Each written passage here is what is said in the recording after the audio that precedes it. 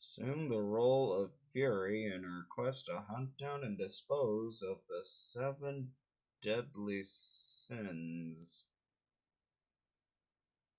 But there's no way this is real. Okay. The origin, it's playing tricks on me. It's just, let's go ahead and check here. 1, 2, 3, 4.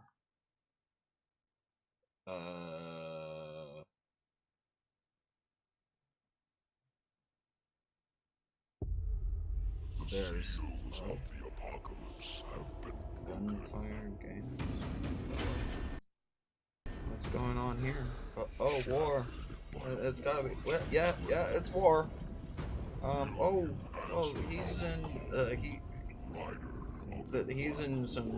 in some deep shit right now. Who's this now? Heels? The 7 deadly sins have escaped and Oh. are ravaging the earth. They must be stopped. Okay, frame rate. Good, okay. Oh! Yo! Slow down.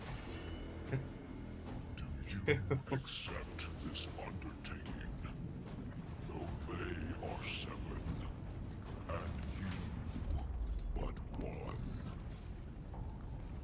With pleasure. Okay. Oh. Release the Fury! Oh! Hey, it's a demon again! Did say we were going back to post-apocalyptic Earth. Oh, yo! She uses a whip! Oh, that was brutal! Yo!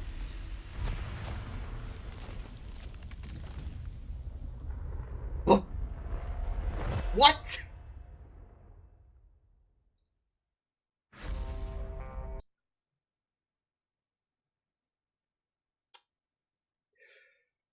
Yep. I now live in a world where Darksiders 3 is apparently a thing.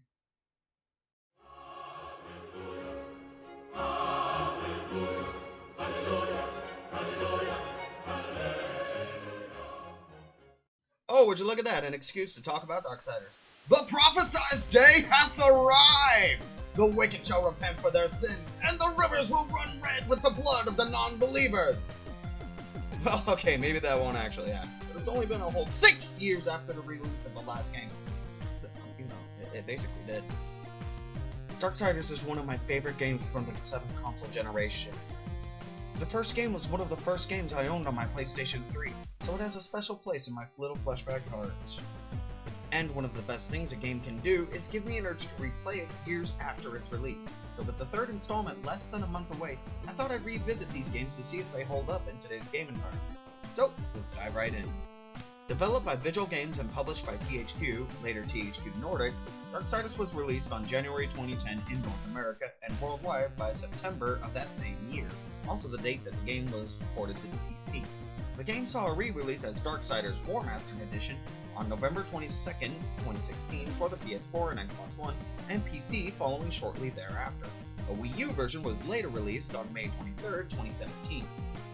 The game is an action-adventure title with an emphasis on brutal combat and exploration. To give you an idea of what the game is like, imagine if Kratos from God of War and Dante from Devil May Cry fusion danced to create Dantos, then saw Zelda from The Legend of Zelda, and decided to make babies with it, which, considering this is 2018, was 10,000% consensual, guys! The story takes heavy inspiration from Judeo-Christian mythology, revolving around war, one of the 4 horsemen of the apocalypse. Okay, so the story here is really simple. The Angel Abaddon orchestrated a plot to kill the Destroyer, one of Satan's strongest warriors, by temporarily triggering the End War. You see, when God created the universe, angels and demons were created by a Norse-esque tribe of aliens known simply as the Makers, and they got along about as well as Thanos and Star-Lord did. The fighting got so bad that a new group of fiery stoneheads known as the Charred Council created a brand new idol group known as the Four Horsemen, consisting of war, death, fury, and strife, and tasked them to stop the fighting with more violence than one could possibly comprehend. Like, a lot of violence.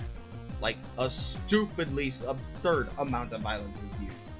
And considering the amount of ass-kicking the Four did on their very first tour, angels and demons were forced to sign a truce because a third species just kind of showed up out of nowhere.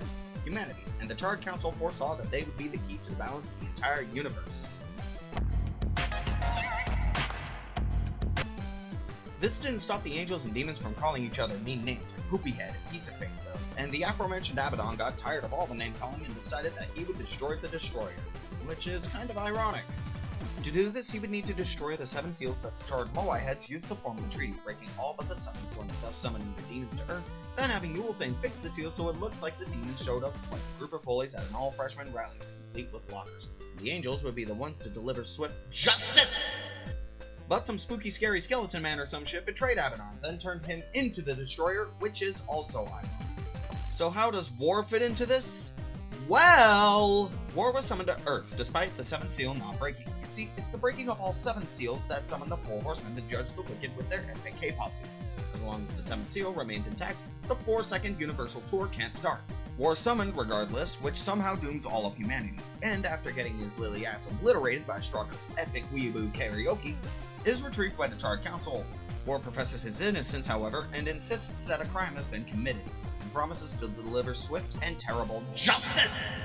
To do that, he'll need to go to a post-apocalypse Earth, and recruit the help of Samael, a demon said to be on the level of the Dark Prince himself, who promises War that he can have his epic karaoke rematch with Straga at the Tower! But only if he gets the hearts of the Destroyer's 4 chosen champions, and makes a killer chili out of them, served with heavy metal! Also, there's Azrael, the Angel of Death who guards the Well of Souls, which the Destroyer gets his power from, which is conveniently located at the Tower! Azrael begs War to have an epic K-pop dance-off with the Destroyer after the karaoke rematch with Straga. Alright, you get the point. The story is really convoluted and confusing. The game is an action-adventure title, and is proud of it. Dealing sufficient damage to enemies will allow you to execute, much like in God of War. Through dungeon exploration, you gain secondary weapons and items such as a shuriken, hookshot, tremor gauntlets which cause earthquakes, and the portal gun, which is basically the dollar store equivalent of the Aperture Labs counterpart, as it's limited to context-sensitive areas such as walls. Souls are a huge part of the game, and there are 3 variants here. Green souls that restore health, yellow that restore wrath, and white currency souls that you can trade for items, upgrades, weapons, and combos from the NPC Volcrum, who also serves as the game's fast travel system. Oh, combos? They don't have much to add. It's really just hit this button for X amount of time for a different event. War has 2 major weapon archetypes, his sword Chaos Eater, and your choice of either Scythe or Harvester, Death's Mercenary. In addition to souls, you can also find Soldier and Champion artifacts, and Shards of Abyssal Armor, the best armor in the game. The setting is really neat for a while, as it's interesting to see human ruins being repurposed for demon use, which is exemplified in the game's 4 major dungeons prior to the Tower. However, dungeons and environments is where the game falls flat a bit, as everything is mostly boring to look at. There's really no excuse, because games like Horizon Zero Dawn and The Last of Us have post-apocalypse worlds that are just, they look incredible. This could be forgivable if dungeon bosses were up to par, but they're not. Bosses are uninspired and boring, and have no real personality outside of, "Please don't kill me, War! Oh, I don't want to die today!" War as a character is also pretty boring himself. He's the stoic badass character, which was popular during this generation of games, but has since fallen out of favor in favor of characters with a lot of charm and wit, such as Nathan Drake from Uncharted, or a lot of development and depth like Joel from The Last of Us. Combat can also be pretty repetitive at times, as the game hands out executes like candy on Halloween. There are times when you'll just be there spamming the B button, just executing enemies left and right. It gets old fast. It's sad that the best dungeon in the game, the Tower, doesn't show up until towards the end of the game. And just before you fight the final boss, you have to find 7 shards of the Armageddon Sword. Basically, the Triforce fetch quest all over again. It's really just padding, and only serves to add an additional just about 30 minutes to the game. After this, you're faced with one of the most frustrating boss fights in history. Why? Well, let me show you.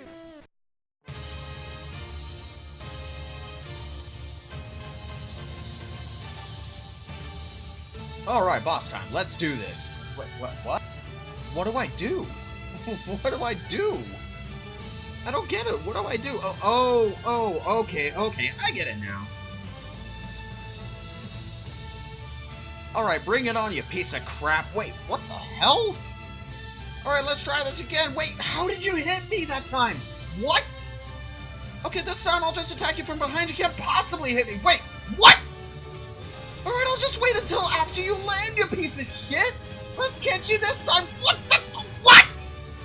That's right, you better run from me, you piece of crap. Wait, how? What? I don't get it. What am I doing wrong? How does he even hit me? Wait, what? You didn't even have your animation up! What? I'm not upset. Are you upset? How could I be upset? I've only died to this guy like 50 fucking times already. Ouch. I need to breathe. Okay. I got you this time, you piece of crap! Yeah, get stabbed in the back!